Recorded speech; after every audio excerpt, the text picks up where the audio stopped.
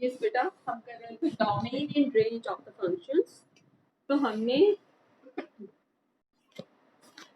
Miscellaneous exercise 2.3 के लिए कुछ क्वेश्चंस के लिए डोमेन रेंज फाइंड आउट किया। तो हम मिसलेनियस एक्सरसाइज के क्वेश्चन स्टार्ट कर रहे हैं।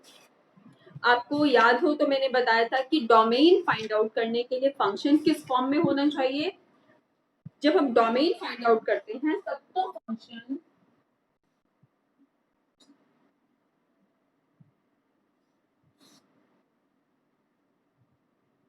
हमें function y equal to f x given होता है।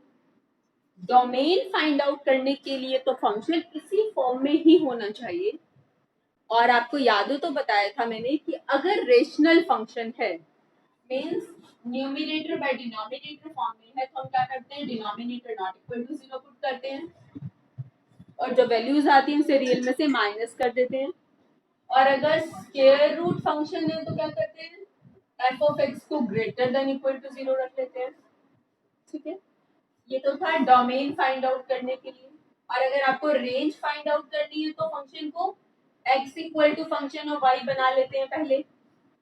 y equal to f x को क्या बना लेते हैं, x equal to f of y बना लेते हैं। फिर से अगर फंक्शन क्या आए, रेशनल फंक्शन आए तो डिनोमिनेटर को नॉट इक्वल टू 0 और रियल में से ये y की वैल्यू माइनस कर देते हैं। और अगर function x equal to root F Y आ जाए तो रूट के अंदर वाले फंक्शन को ग्रेटर देन इक्वल टू 0, यहाँ से y की वैल्यू जो आएगी वो रेंज होगी। ठीक है, लेकिन अगर इन दोनों में से कुछ भी किसी भी टाइप का नहीं आता तब आप क्या करते हैं, अगर इन दोनों में से किसी भी टाइप का नहीं आता तब हम डोमेन की हेल्प लेते हैं। हम देख लेते हैं कि x क्या है, x की वैल्यू y की फॉर्म में पुट करके और रेंज निकाल लेते हैं। एक बात और बताई थी मैंने कि अगर function y equal to root form का है, फंक्शन जो गिवन है, then range could not be negative, तब रेंज नेगेटिव नहीं हो सकती।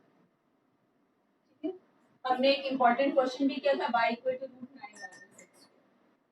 ठीक है, किया था ना बेटा हमने एक्सरसाइज का क्वेश्चन, एक्सरसाइज 2.3 का ही क्वेश्चन किया था हमने, y equal to root 9 minus x। तो सेम क्वेश्चन इस तरह भी आ सकता है, रूट 16 माइनस x। तो बिल्कुल सेम स्टेप्स करने हैं। तो डोमेन आएगा -4 to 4 और रेंज नेगेटिव नहीं हो सकती इसलिए 0 to 4। सॉल्व करना है पूरा बेटा, ये तो मैंने बिल्कुल सेम स्टेप्स जाएंगे। अब हम मिसलेनियस एक्सरसाइज स्टार्ट कर रहे हैं। एक बार आपको रिवाइज करवा दिया थोड़ा सा मैंने। मिसलेनियस एक्सरसाइज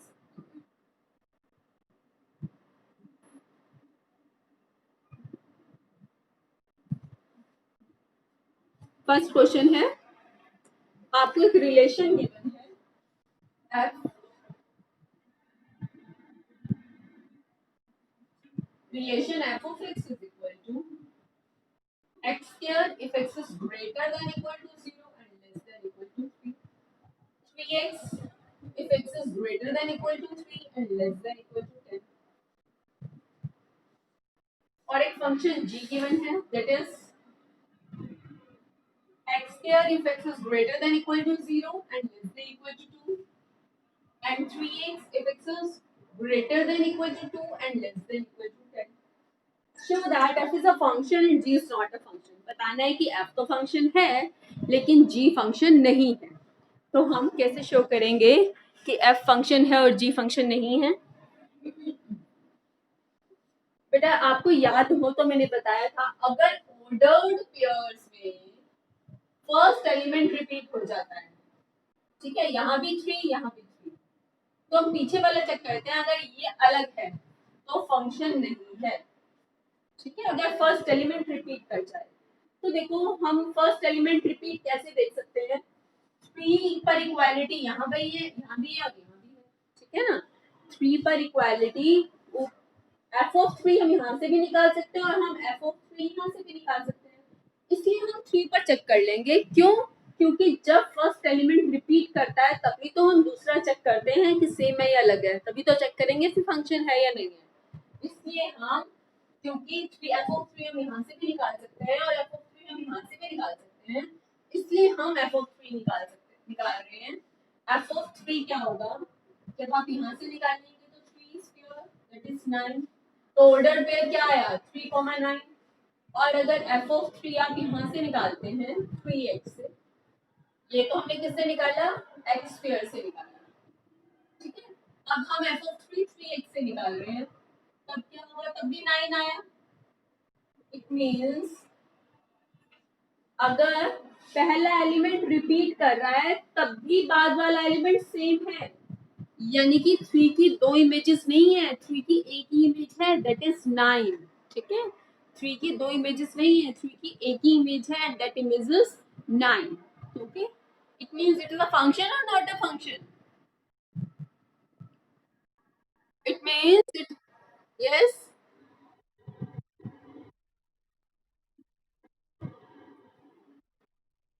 समझ में नहीं आया, okay okay, I am repeating. अच्छा बच्चे मुझे ये बताओ कि आपको ये बात याद है कि जब हम फंक्शन चेक करते थे तो मैंने आपको बताया था कि फर्स्ट जो एलिमेंट है, फर्स्ट एलिमेंट हम उसे देखते हैं कि अगर वो एलिमेंट रिपीट कर रहा है, अगर फर्स्ट एलिमेंट रिपीट कर रहा है, जैसे कि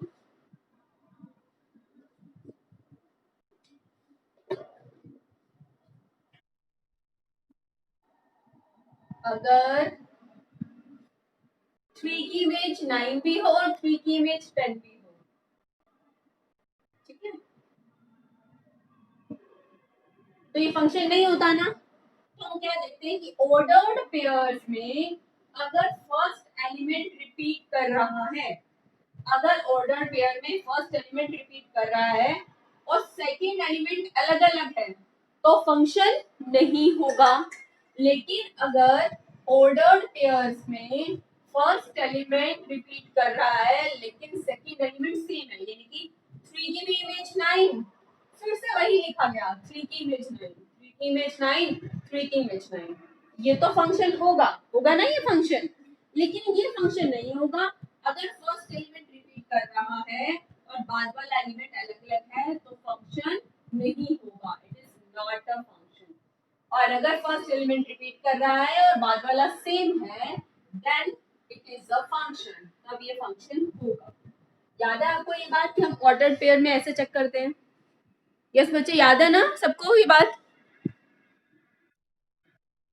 ठीक है, तो इसलिए क्योंकि मुझे एक एलिमेंट की दो बार चेक करना है इमेज कि सेम आ रही है या अलग आ रही है। अब 3 की इमेज ना मैं यहाँ से भी निकाल सकती हूँ और यहाँ से भी। यहाँ पर मैं x की value greater than equal to 0 और less than equal to 3 put कर सकती हूँ, तो यानी कि 3 भी पुट कर सकती हूँ ना। तो f ऑफ 3 बेटा मैं यहाँ से भी निकाल सकती हूँ और f ऑफ 3 मैं यहाँ से भी निकाल सकती हूँ। अगर मैं कोई और एलिमेंट लेती, फॉर एग्जाम्पल 2 लेती, तो 2 की इमेज सिर्फ मैं यहीं से निकाल सकती हूँ, यहाँ से 2 की इमेज सिर्फ मैं यहाँ से निकाल सकती हूँ, 2 स्क्वायर 4 यहाँ से नहीं निकाल सकती क्योंकि यहाँ पर तो x greater than equal to 3 है, तो 2 की इमेज सिर्फ मैं यहाँ से निकाल सकती हूँ कि 2 की इमेज 4 होगी, यहाँ से नहीं निकाल सकती मैं 2 की इमेज। ठीक है, अगर मुझे 7 की इमेज निकालनी है तो मैं 7 की इमेज ओनली यहाँ से निकाल सकती हूँ, वहां से नहीं निकाल सकती हूँ। ओके बेटा, तो इट मींस आप क्योंकि 3 पर इमेज यहाँ से भी निकाल सकते हैं और यहाँ से भी निकाल सकते हैं, यही रीजन है कि मैंने 3 पर ही वैल्यू निकाली। जब अब मैंने एफ ऑफ 3 यहाँ से निकाला तो 3 स्क्वायर 9 आ गया, और जब मैंने एफ ऑफ 3 यहाँ से निकाला तो 3 इंटू 3 यहाँ से भी क्या आ गया 9, तो 3 की इमेज यहाँ से भी 9 आ रही है और 3 की इमेज यहाँ से भी 9 आ रही है, तो यानी कि फंक्शन है या नहीं है बेटा? फंक्शन है क्योंकि 3 की इमेज क्या है, क्योंकि 3 की इमेज जो है सेम आ रही है 9, तो इट इज अ फंक्शन। अब हम जी को चेक करते हैं कि जी फंक्शन है या नहीं है। जी को चेक करने के लिए 2 की इमेज हम यहाँ से भी निकाल सकते हैं और 2 की इमेज यहाँ से भी निकाल सकते हैं, इसलिए इसमें हम 2 पे चेक कर लेंगे क्योंकि 2 की इमेज यहाँ से भी निकाल सकते हैं और 2 की इमेज यहाँ से भी। तो पर यहाँ पर हम 2 की इमेज निकालो, जी ऑफ 2 क्या होगा, जी ऑफ 2 क्या होगा, एक्स स्क्वायर से निकालेंगे तो क्या होगा 2 स्क्वायर यानी कि 4, तो 2 की इमेज क्या आई 4। अब 2 की इमेज कहाँ से निकाल लेंगे हम, 2 की इमेज 3x से भी निकाल सकते हैं, 3 into 2 that is 6, 2 की इमेज क्या आई 6, 2 की इमेज 4, 2 की इमेज 6, हाँ जी, फंक्शन है या नहीं है? No, g is not a function, g is only a relation. G function नहीं है, जी तो सिर्फ रिलेशन है, लेकिन एफ फंक्शन है। क्लियर बेटा? एफ फंक्शन है लेकिन जी फंक्शन नहीं है। ओके, नेक्स्ट क्वेश्चन बिल्कुल सिंपल है। एफ ऑफ एक्स आपको गिवन है, ये था question number first.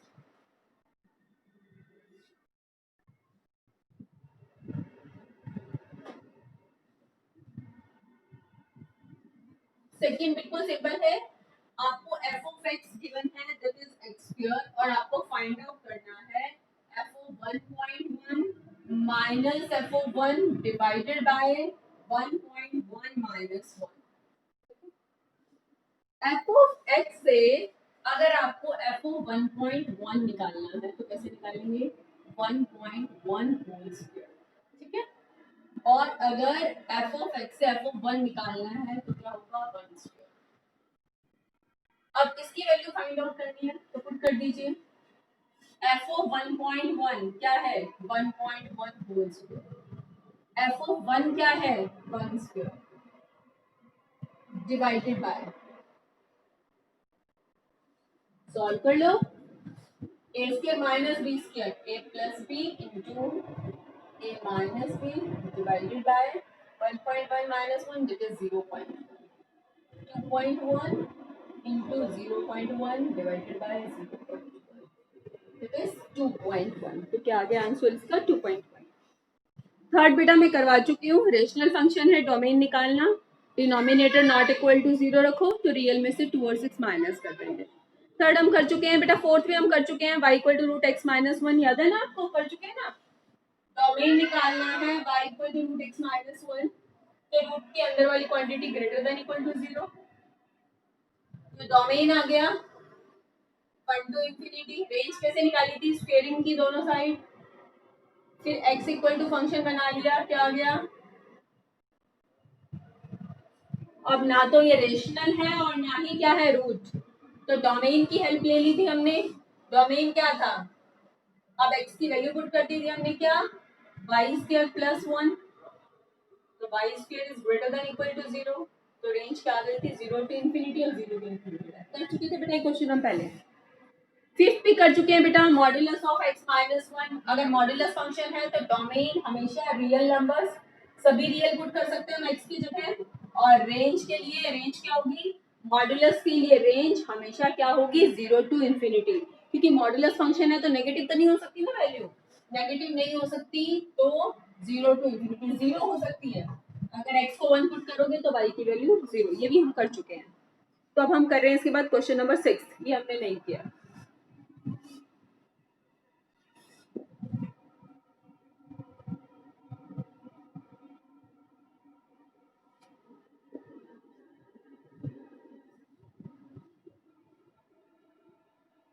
Question number 6 है,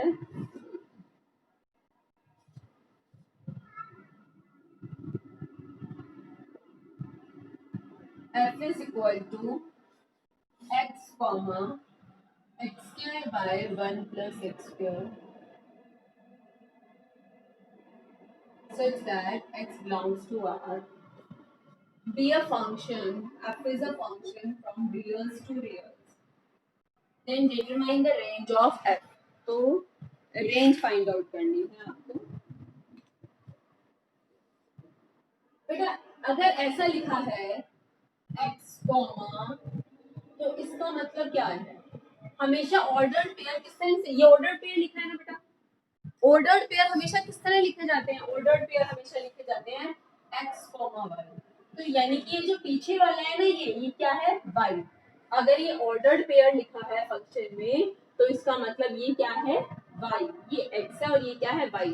ऐसा ऑर्डर्ड पेयर लिखे होने का मतलब है y equal to x square by 1 plus x square. Clear बेटा? ये ऑर्डर्ड पेयर लिखे होने का मतलब है y, क्योंकि ऑर्डर्ड पेयर हमेशा कैसे होता है? x कॉमा वाई, आगे x होता है पीछे क्या होता है? y। तो अगर ये ऑर्डर्ड पेयर लिखा है तो इसका मतलब y equal to x square by 1 plus x square, ठीक है। अब इसके लिए बेटा आपको क्या पूछा गया है? क्वेश्चन में बोला गया है फाइंड द रेंज। क्वेश्चन में तो सिर्फ रेंज पूछी है। अगर मैं डोमेन की बात करूं तो डोमेन में से बताया ही गया है x बिलोंग्स टू r सभी रियल्स। नहीं भी बताया होता तो बच्चे ये देखें कि आप डिनोमिनेटर जो है जीरो नहीं हो सकता। बच्चे इसके बाद इससे पहले एक और क्वेश्चन में मैंने आपको बताया था कि अगर आप देखिए डिनोमिनेटर जीरो नहीं हो सकता। आप ध्यान से देखो, डिनोमिनेटर जीरो नहीं हो सकता ना, क्योंकि एक्स स्क्वायर में वन ऐड हो रहा है। डिनोमिनेटर जीरो नहीं हो सकता। It means for all the real values of x, x की हर एक रियल वैल्यू के लिए वाई डिफाइंड है। रेशनल फंक्शन है। जहां डिनोमिनेटर जीरो होगा ना, वहां पर ये फंक्शन डिफाइन नहीं होगा। लेकिन ये फंक्शन तो सब जगह डिफाइंड है, क्योंकि एक्स की कोई ऐसी वैल्यू नहीं है जो डिनोमिनेटर को जीरो बना दे। कोई वैल्यू नहीं है ना। ये आपको वैसे बोला नहीं गया था, लेकिन अगर सिर्फ ये फंक्शन दे दें और डोमेन पूछ लें तब आप डोमेन बता सकते हैं, क्योंकि डिनोमिनेटर जीरो होगा ही नहीं। आप एक्स की वैल्यू कोई भी रियल पुट कर दें, डिनोमिनेटर जीरो नहीं होगा। तो डोमेन क्या है? डोमेन है ऑल रियल्स। अच्छा, अब क्या फाइंड आउट करना है? रेंज। रेंज फाइंड आउट करने के लिए इसमें दो मेथड्स हैं। अच्छा, आप मुझे एक बार थोड़ा सा सोचेंगे कि अगर हम x की कोई भी रियल वैल्यू पुट करते हैं तो y की वैल्यू क्या होगी इसमें? अगर मैं x की वैल्यू कोई भी रियल पुट करती हूँ तो इसमें y की वैल्यू क्या आएगी? देखो, अगर मैं x को 1 पुट करती हूँ तो y क्या आएगा? 1 square by 1 plus 1 square, 1 by 2। अगर मैं 2 पुट करती हूँ तो क्या आएगा? 2 स्क्वायर यानी कि 4, और नीचे कभी भी 1 से ग्रेटर नहीं आ सकता ना। अगर मैं -1 रखती हूँ तभी ये आएगा। -1 रखने पर x को अगर मैं -1 रखती हूँ तो y की value -1 square divided by 1 plus -1 square, यही आएगी। 6 रखते हैं तो क्या आएगी? 6 स्क्वायर 36 बाय 36। कभी भी देखो बेटा, y की वैल्यू क्या नहीं आ सकती? 1 भी नहीं आ सकती, 1 से लेस ही आएगी, क्योंकि ऊपर जो है वही नीचे है और उसमें एक ऐड हो गया। ठीक है, तो इस क्वेश्चन को हम कैसे करेंगे? आपको पता तो चल गया, y की वैल्यू कभी भी क्या नहीं आएगी यहाँ पर? हमेशा 0 से तो ग्रेटर आएगी, नेगेटिव नहीं आ सकती ना y की वैल्यू बेटा, और 1 से लेस आएगी। लेकिन फिर भी आप करके दिखाएंगे कैसे? हम डोमेन की हेल्प लेंगे इसमें। x क्या है बेटा?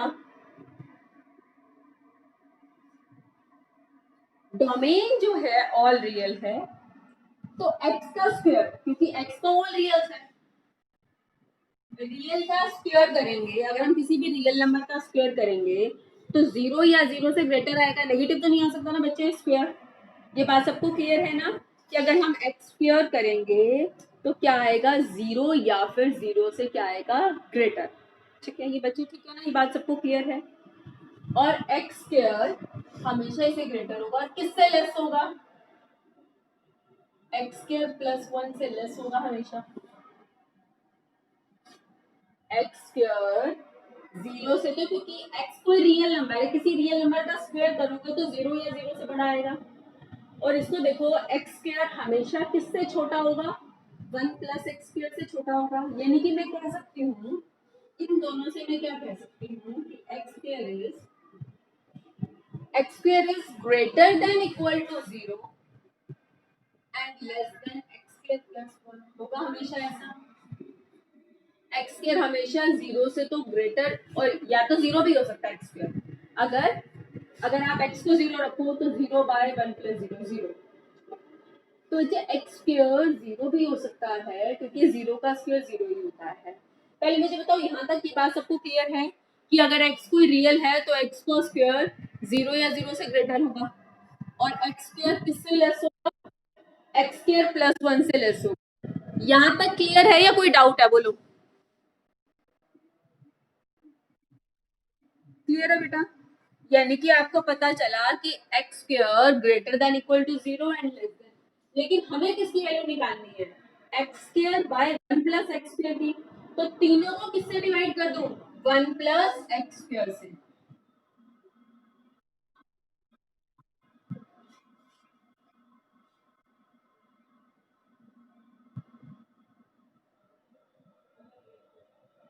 ठीक है, बच्चे x square greater than equal to 0 है और less than x square plus 1 है, तो मैं तीनों को इससे डिवाइड कर रही हूँ 1 प्लस एक्स स्क्वायर से।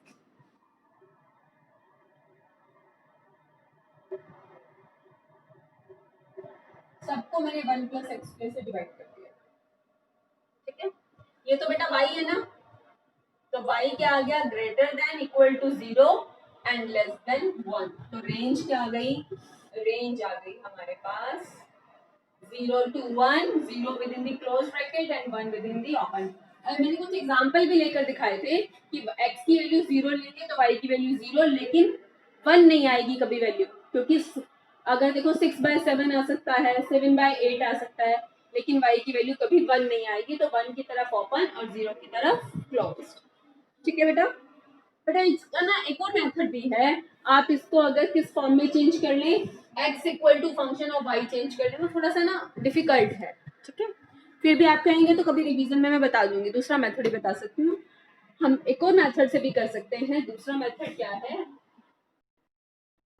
पहले ना x equal to function of y बना लो, जैसे हम बनाते थे y plus y x square is equal to x square. तो y x square minus x square equal to minus y, x square is common, y minus 1 equal to minus y, तो x is equal to y upon 1 minus y square है, तो यहाँ root आ जाएगा, ठीक है। ऐसे ही करते हैं, रेंज निकालने के लिए हम x equal to function of y बना लेते हैं। अब देखो रूट के अंदर वाली क्वांटिटी क्या होनी चाहिए, ग्रेटर देन और इक्वल टू 0, ठीक है, होनी चाहिए ना रूट के अंदर वाली क्वांटिटी ग्रेटर देन और इक्वल टू 0। लेकिन डिनोमिनेटर 0 नहीं होना चाहिए बच्चे, डिनोमिनेटर क्या नहीं होना चाहिए, 0 नहीं होना चाहिए, यानी कि y की वैल्यू क्या नहीं हो सकती, 1 नहीं हो सकती, ठीक है। और इन दोनों से क्या आ जाएगा, या तो दोनों ग्रेटर हो या दोनों लेस हो, न्यूमरेटर और डिनोमिनेटर दोनों या तो ग्रेटर देन 0, y भी ग्रेटर देन 0 और 1 माइनस y भी ग्रेटर देन 0। तो y greater than equal to 0, y is greater than minus y is greater than equal to minus 1 and y is less than equal to 1। तो क्या आ जाएगा, 1 minus y is greater than equal to 0 minus y यानी कि y is less than equal to 1।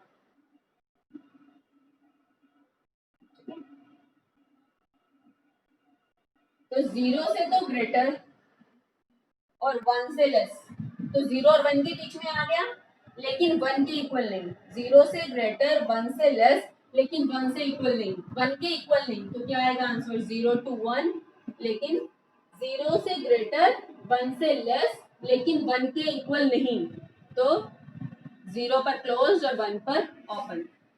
समझ में आ गया बेटा। दूसरा मेथड भी, आपको जो मेथड ज्यादा अच्छा लग रहा हो आप उससे कर लो। अगर आपको यही बात याद है कि हम रेंज के लिए फंक्शन को x इक्वल टू की, बोलो बेटा,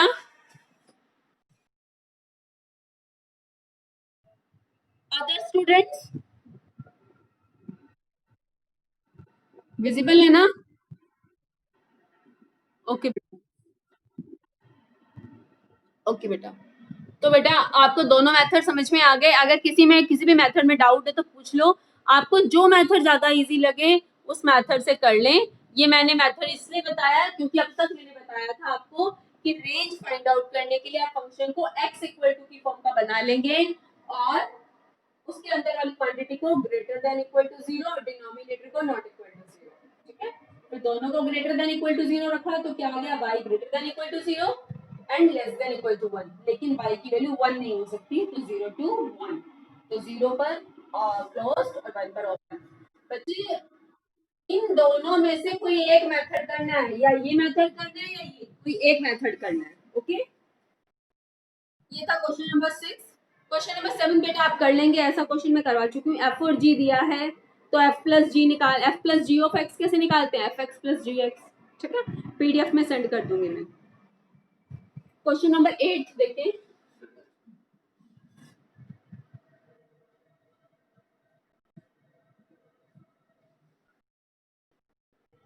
क्वेश्चन नंबर 8 है,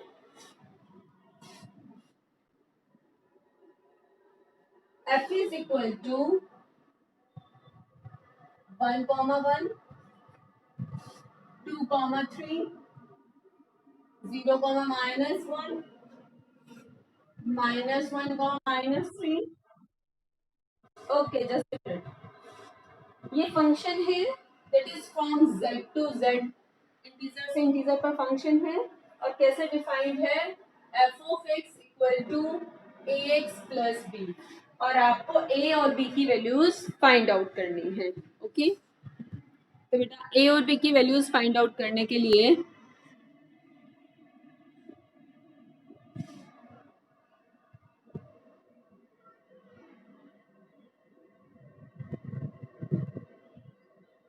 ठीक है अजय, आपको पता है ना कि ऑर्डर्ड पेयर्स में कॉमा से पहले वाला एलिमेंट x होता है और कॉमा के बाद वाला एलिमेंट क्या होता है, y.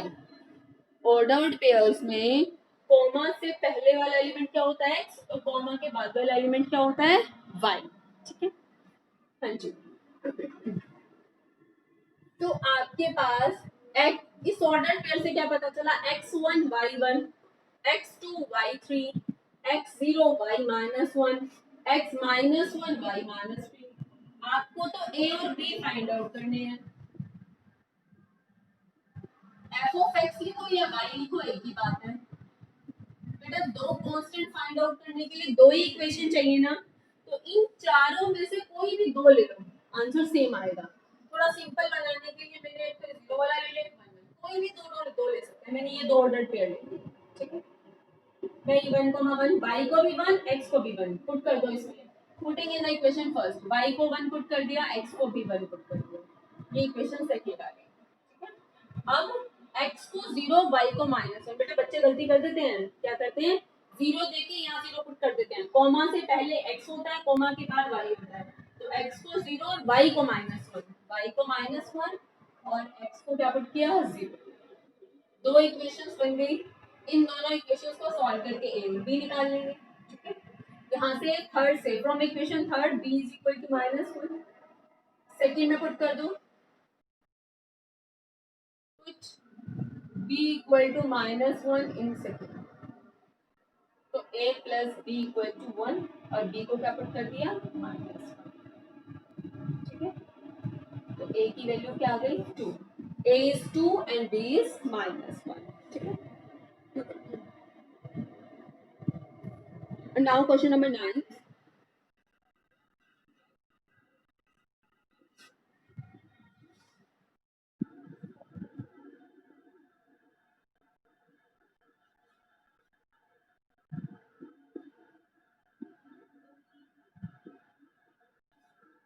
Question number 9 है, R be a relation from, R be relation है n से n पर,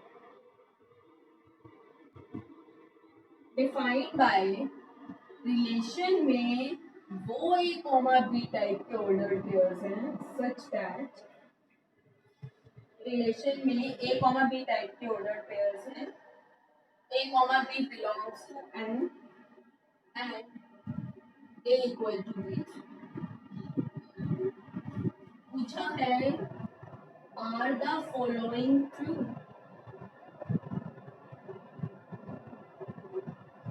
क्या ये ट्रू है. फर्स्ट स्टेटमेंट क्या है, a comma a belongs to R for all small a belonging to 1. Second statement क्या है, a comma b belongs to R implies b comma a belongs to R. Third भी, अभी third में बात करेंगे. Relation में वो a comma b टाइप के ऑर्डर पेयर है जिनके लिए a किसके इक्वल हो, b स्क्वायर के. यानी कि रिलेशन में वो ऑर्डर पेयर है जिनमें आगे वाला एलिमेंट पीछे वाले का स्क्वायर हो. यानी कि कुछ इस तरह के एलिमेंट्स हैं, 4, 2, आगे वाला एलिमेंट पीछे वाले का क्या हो, स्क्वायर. 9, 3, 16, 4. कुछ इस तरह के एलिमेंट्स क्या है, रिलेशन में है. इस तरह के a कॉमा b है रिलेशन में कि आगे वाला एलिमेंट पीछे वाले का क्या हो, स्क्वायर हो. a क्या हो, b का स्क्वायर. इस तरह के एलिमेंट्स हैं रिलेशन में. तो वो क्या पूछ रहा है कि क्या हर एक ए हर एक नेचुरल नंबर के लिए कोई भी ए ले लो, कोई भी एलिमेंट ले लो जो नेचुरल नंबर है, तो ए कॉमा ए रिलेशन से बिलोंग करेगा। सिर्फ एक ही है हमारे पास इसके लिए आंसर जैसे क्यों प्रूव कर सकता है, that is 1,1। Only 1,1 belongs to R, 2,2 does not belongs to R. नहीं बिलोंग करेगा ना, ये तो क्यों बिलोंग कर जाएगा, बिकॉज 1 स्क्वायर इक्वल टू 1। ये तो बिलोंग नहीं करेगा ना, क्यों, because 2 is not equal to 2 square. 3,3 भी बिलोंग नहीं करेगा, ठीक है ना। तो कह रहे हैं जो एलिमेंट आगे लिखा है वही एलिमेंट अगर पीछे लिखा जाए तो क्या वो रिलेशन से बिलोंग करेगा, नहीं करेगा। सिर्फ एक ही ऐसा एग्जांपल है जो इस बात को ट्रू कह रहा है, बाकी सभी एग्जांपल इस बात को फॉल्स कह रहे हैं। तो अगर फॉल्स का एक भी एग्जांपल है तो हम फॉल्स का वो एक एग्जांपल देकर और बात को क्या कहते हैं, फॉल्स, ट्रू नहीं कहते। क्लियर बच्चे मेरी बात? किसी को डाउट तो नहीं है कि a कॉमा ए जो बिलोंग्स टू आर, कोई एक एग्जांपल दे दो, चाहे 2,2 दे दो, चाहे 3,3, ये बात क्या है, फॉल्स। क्यों है, are the following true, not true, ये स्टेटमेंट ट्रू नहीं है।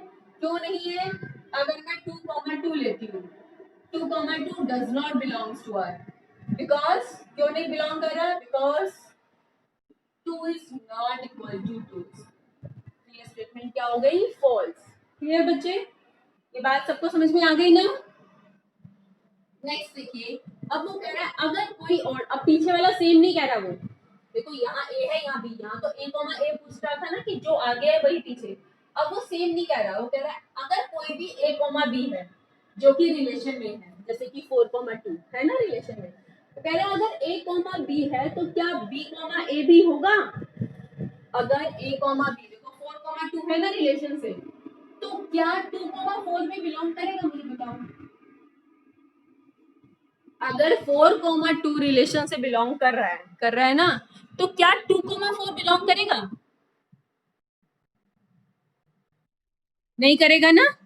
क्यों, क्योंकि 4 तो इक्वल है 2 स्क्वायर के, but 2 is not equal to 4 square. तो ये बात भी क्या है, नॉट ट्रू, ये भी ट्रू नहीं है। क्यों नहीं है ट्रू, अगर ए कॉमा बी बिलोंग कर रहे हैं ना आर से, एग्जाम्पल ही दे दो बच्चे, फॉल्स के तो एग्जाम्पल देना ही ठीक है, कोई एग्जाम्पल यही ले लेते हैं हम, बिकॉज 4,2 तो बिलोंग कर रहा है आर से। क्यों बिलोंग कर रहा है, because 4 is equal to 2 square, ठीक है, because 4 is equal to 2 square, ठीक है। But 2,4 does not belongs to R because 2 is not equal to 4 square. But 2,4 does not belongs to R because 2 is not equal to 4 square. Clear बेटा? हाँ जी, clear ना। Third, इसका third part है, अब वो पूछ रहा है अगर a कॉमा बी और b कॉमा सी बिलोंग कर रहे हैं तो क्या a कॉमा सी बिलोंग करेगा। थर्ड पार्ट क्या है, मेरे को क्वेश्चन यहाँ थर्ड पार्ट लिख रही हूँ। थर्ड पार्ट है कि अगर a कॉमा बी बिलोंग कर रहा है R से and b comma C belong कर रहा है R से, क्या ये दो बातें इंप्लाई करेंगी a comma C belongs to R। जैसे कि a कॉमा बी जो यहाँ पर देखो, जैसे ये अगर मैं ये a कॉमा बी ले लूँ, a comma B and then b comma C, 4 same हो गया ना, a comma B and b comma C. a comma B और b कॉमा सी अगर R से है, एग्जांपल क्या मैंने लिया, 16,4 बिलोंग्स टू R। क्यों बिलोंग कर रहा है, because 16 is equal to 4 square and 4,2 does belongs to R because 4 is equal to 2 square.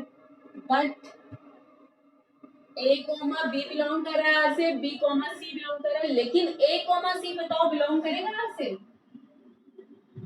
नहीं करेगा ना।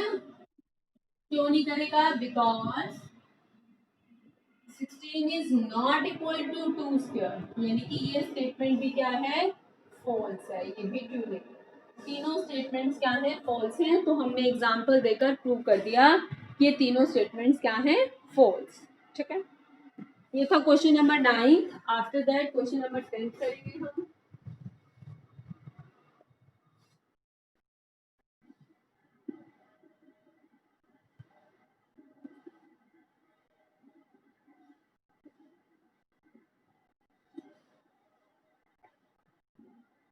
क्वेश्चन नंबर 10 है,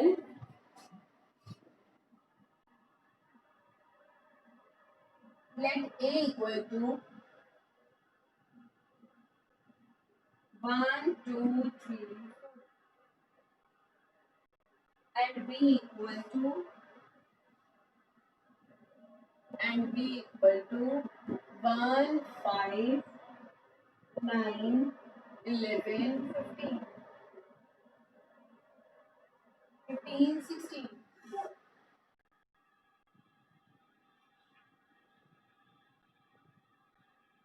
and f is equal to 1 comma 5 2 comma 9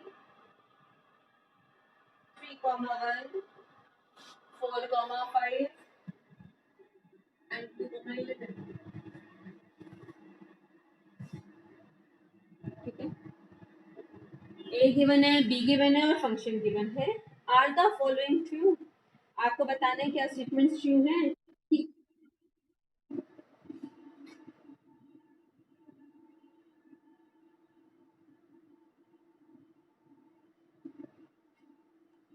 ए और बी गिवन है और एफ फंक्शन गिवन है आपको। आर द फॉलोइंग ट्रू बताना है कि एफ रिलेशन है या फंक्शन है। तो ये पहले बताना है कि क्या एफ रिलेशन है। रिलेशन तो है, क्यों? क्योंकि अगर मैं, रिलेशन क्या होता है? ए क्रॉस बी का सबसेट होता है, कार्टेशियन प्रोडक्ट का सबसेट होता है रिलेशन। कार्टेशियन प्रोडक्ट क्या आएगी? 1 1 1 5 1 9 1 11 1 15 1 16 2 1 इसी तरह से। तो देखो बेटा, 1 5 पहला एलिमेंट यहाँ से, अगला यहाँ से। 2 9, ठीक है, 3 1 4 5, फिर 2 11। तो पहले वाला एलिमेंट ए से है और बाद वाला एलिमेंट बी से है। तो ये बात ठीक है, F is relation, it is true F is relation. क्यों है? Because F is a subset of, क्योंकि एफ सबसेट है किसका? कार्टेशियन प्रोडक्ट का। क्योंकि एफ जो है सबसेट है ए क्रॉस बी का, इसलिए ये रिलेशन है। ठीक है, सेकंड में बताना है कि क्या ये फंक्शन है। जल्दी से चेक करके बताओ मुझे फंक्शन है या नहीं। कैसे चेक करते हैं? फर्स्ट एलिमेंट देखते हैं, रिपीट हो रहा है, हो रहा है रिपीट। 1 2 3 फंक्शन नहीं है। क्यों? क्योंकि अगर हम इन दोनों को देखें तो फर्स्ट एलिमेंट रिपीट हो रहा है और बाद वाला एलिमेंट अलग है। तो क्या कहेंगे? It is not a function. क्यों नहीं है ये function? Because the element 2 has the element 2 has two images 9 and 11। क्योंकि एलिमेंट जो 2 है इसकी दो इमेजेस हैं 9 और 11, इसलिए ये फंक्शन है। सॉरी, इसलिए फंक्शन नहीं है। तो not a function because 2 has two images 9 and 11। क्योंकि दो इमेजेस है, एक इमेज 9 भी है और दो इमेज 11 भी है। नेक्स्ट है क्वेश्चन नंबर 11।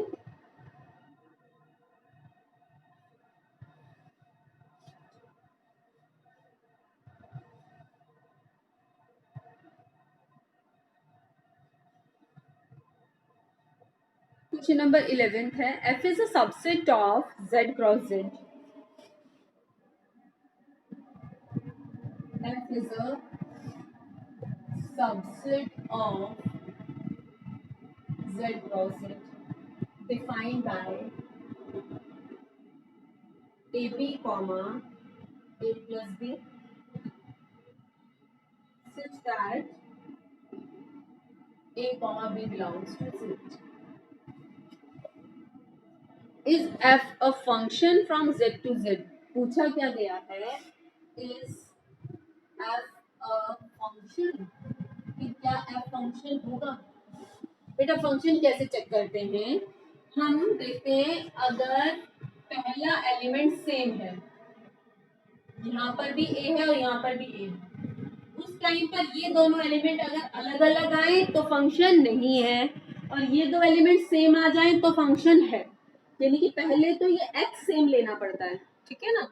तो x सेम लेने के लिए मैं a और b की मल्टीप्लाई करेंगे तो x आएगा और a और b को ऐड करेंगे तो y आएगा। ये बात आपको समझ में आ गई कि ऑर्डर्ड पेयर x y होते हैं, तो जब मैं a और b की मल्टीप्लाई करूंगी तो x आएगा और a और b को ऐड करूंगी तो क्या आएगा?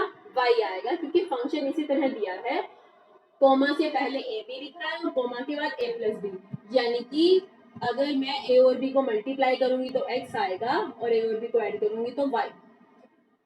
अब ना ए बी हमें ये आगे ए बी है, ठीक है, ए बी से x आएगा, तो ए बी सेम ले लो कि जो यहाँ आए ना वही यहाँ आए, जो एलिमेंट यहाँ आए वही यहाँ आएगा, तभी तो चेक करेंगे ना फंक्शन है या नहीं है। तो कोई भी ले लो, आपकी मर्जी है बेटा, मैंने 6 ले लिया, कुछ भी ले सकते हो आप। तो 6 की कोई दो ऐसे तरीके बताओ कि मल्टीप्लाई करने पर 6 आए। अगर मैं a को 6 लूं और b को 1 लूं तब भी ये भी 6 आएगा, ठीक है। अगर मैं a को 3 ले लूं और b को 2 ले लूं, हाँ कुछ भी ले सकते हैं बच्चा, इंटीजर्स हैं, -2 और -3 भी ले सकते हैं, ठीक है। अब बताओ क्या लूं मैं? -2 -3 ले लूं, -3 और -2 इनके मल्टीप्लाई करने पर भी क्या आएगा? 6 आएगा, ठीक है। तो जिससे ना x की वैल्यू सेम आ जाएगी, तो हम चेक करेंगे y सेम है या नहीं है। तो मैं दो मेथड से ले लेती हूँ, हमें बोला है सबसेट है किसका? z क्रॉस z का। तो मैं ab को लेट ab इक्वल टू 6, और तो दो मेथड ले लेती हूँ ab को 6 बनाने के। यहाँ पर जब मैंने ab को 6 लिया, यहाँ भी ab को 6 लिया, तो पहले मेथड में तो मैंने a को ले लिया 6 और b को ले लिया 1, ठीक है। तो x की वैल्यू तो 6, y कैसे निकालेंगे? x तो 6 है यहाँ पर, x equal to A B equal to 6। अब y कैसे आएगा? a प्लस बी करने से आएगा ना, a और b को ऐड करने से y आएगा, तो y क्या आ गया? 7। x को 6 लिया तो y क्या आया? 7। यहाँ भी x को 6 लिया, लेकिन किसी और मेथड से ले लो। a को क्या लिए हम? a को 3 ले लिया, b को -3, कुछ भी ले सकते हो बच्चे, ठीक है। तब भी ये भी 6 आएगा ना। अब अगर हमने x को 6 लिया, अब देखो y क्या आएगा? तो y कैसे आ रहा है? a और b को ऐड करने से आएगा। अब a को 6 लिया तब भी y क्या आया? 5। a को 6 लेने पर y 7, a को 6 लेने पर y 5। इमेज सेम नहीं आ रही ना? इस केस में भी देख लो बेटा, इस केस में भी देख लो, यहाँ तो 7 ही आएगी, 6 प्लस 1। यहाँ पर a भी तो 6 है और y कैसे आएगा? दोनों को ऐड करके, -3 -2 -5।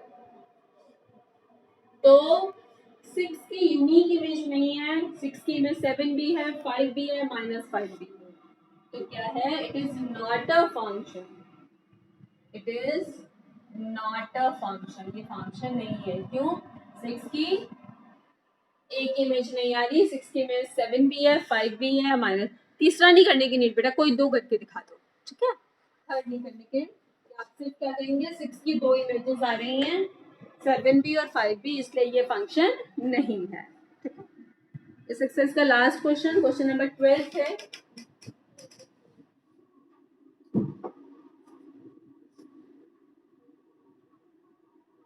क्वेश्चन नंबर 12 है, सेट ए में एलिमेंट्स हैं 9 10 11 12 13। एफ जो फंक्शन है वो ए से एन पर है। एफ ऑफ एन क्या है? Highest prime vector of N, highest prime factor of,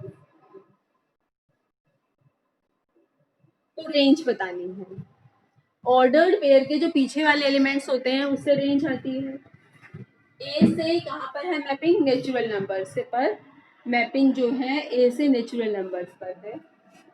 हाँ जी, तो x की वैल्यूज सेट फंक्शन जो है ए से n पर है। यहाँ पर तो सभी नेचुरल नंबर्स हैं और यहाँ पर 9, 10, 11, 12, 9, 10, 11, 12 और 13। तो ए के अगर फंक्शन आपको बोला है कि फंक्शन की रेंज निकाले, तो फंक्शन तो है ए के हर एक एलिमेंट की इमेज होनी चाहिए, तो ए के हर एक एलिमेंट की इमेज निकाल दो। तो 9 की इमेज क्या होगी बेटा, एफ ऑफ एक्स कैसे डिफाइंड है, एफ ऑफ 9 क्या होगा, 9 की इमेज क्या होगी, हाईएस्ट, एफ ऑफ एन क्या है, highest prime factor of N, तो एफ ऑफ 9 क्या होगा, एफ ऑफ 9 होगा highest prime factor of 9।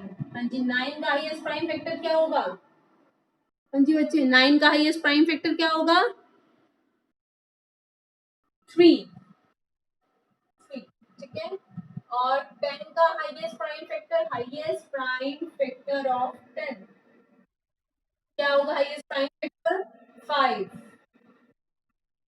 7, highest prime factor of 11 क्या होगा, ऑफ 11 11 होगा। 12 का हाईएस्ट प्राइम फैक्टर क्या होगा, 3, 6 इज प्राइम,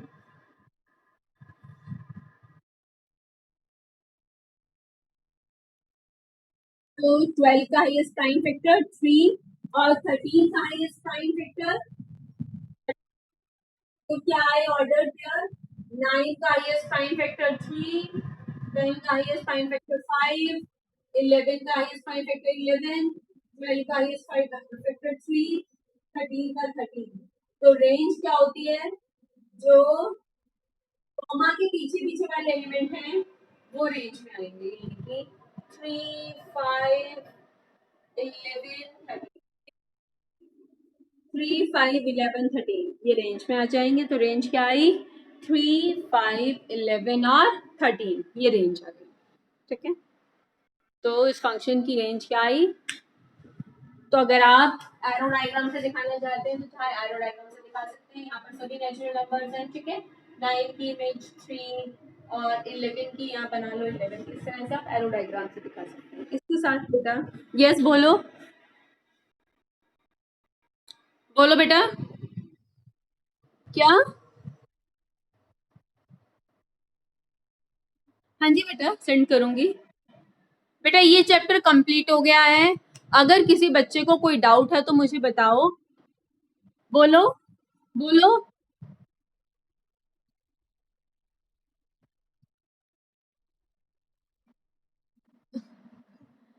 वो एक्चुअली ना जिस ऑर्डर में किए हुए ना उस नॉट, या मैं किस बुक से भेज दूं, एक बुक रखी है मेरे पास उसमें और फिर ऑर्डरली मिल जाएगा, उस बुक से भेज देती हूँ मैं, ठीक है। ठीक है, नोटबुक में वो जिसकी नोटबुक है ना उसने थोड़ा सा उल्टे सीधे किए हुए हैं क्वेश्चंस, तो मैं एक बुक है उस बुक से भेज दूंगी, ठीक है। चलो ओके बेटा। अच्छा बच्चे अपना फर्स्ट सेकेंड थर्ड चैप्टर हो गए हैं, फोर्थ चैप्टर सिलेबस से हट चुका है। कल हम chapter number 5 complex number start करेंगे, ठीक है। कल हम chapter number 5 complex number start कर देंगे, ओके।